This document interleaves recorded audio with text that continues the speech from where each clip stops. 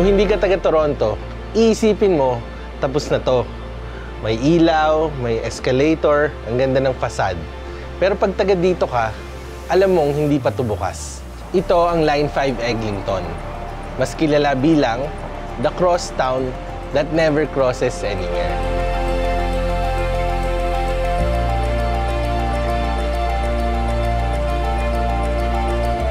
Dati, sabi 2020 ang opening.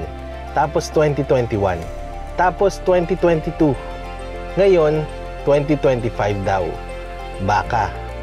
Pero kung titignan mo sa labas, parang ready na, di ba? Pero ang totoo, hindi pa rin handa ang software. Hindi pa kumpleto ang testing. Wala pang final date.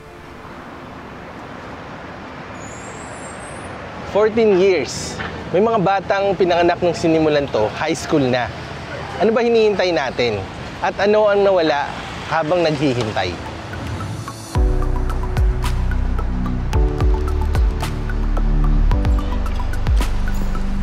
Halos lahat ng istasyon, tapos na ang struktura. May platform, may train track, pero walang tren, walang pasahero, walang update. Tapos sa labas, traffic pa rin, bus pa rin, pareho pa rin.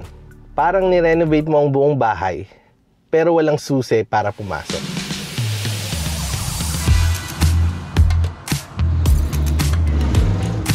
Dati pag dumaan ka sa Eglinton West, lalo na sa gabi, buhay na buhay. Mga music, mga barbershop, mga kainan, kahit street food na mga usok, madadama mo.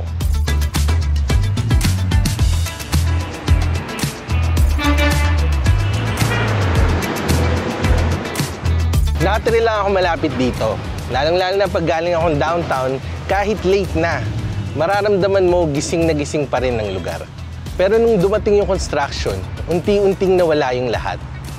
May mga lumipat, may mga nagsara, unti-unting nawala ang tunog.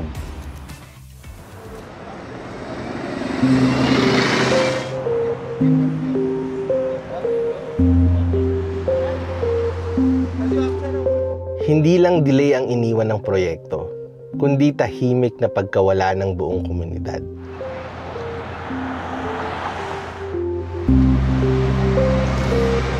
Mukhang tapos na pero hindi pa rin umaandar. Sa Toronto, hindi lang traffic ang problema. Minsan, yung sistema mismo ang hindi makausad.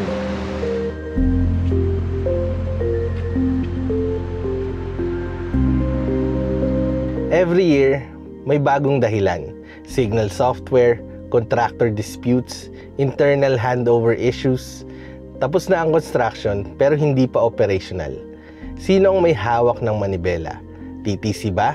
Metrolinx? City Hall? Province? Parang lahat pero walang malinaw. Originally, 9 billion ang budget. Ngayon, halos 13 billion na. Pwede ka nang gumawa ng bagong subway sa Scarborough. Pero Eglinton lang to, hindi pa nga bukas. Ang ganda sa drawing, glass wall, art installation, parang urban utopia. Pero ngayon, wala pa rin. Parang nagpaasa ang syudad, tapos iniwan tayo sa platform. Gusto pa raw nilang palawakin ito hanggang Pearson. May plano pang extension papuntang Scarborough. Pero kung ganito ang nangyari sa Eglinton, sino pa ang maniniwala?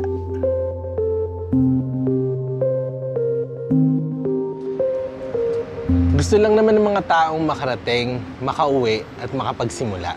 Makarating nang hindi dumadaan sa 14 years na delay. Pero habang hindi pa dumadaan ang tren, tayo muna ang nagsisilbing relays.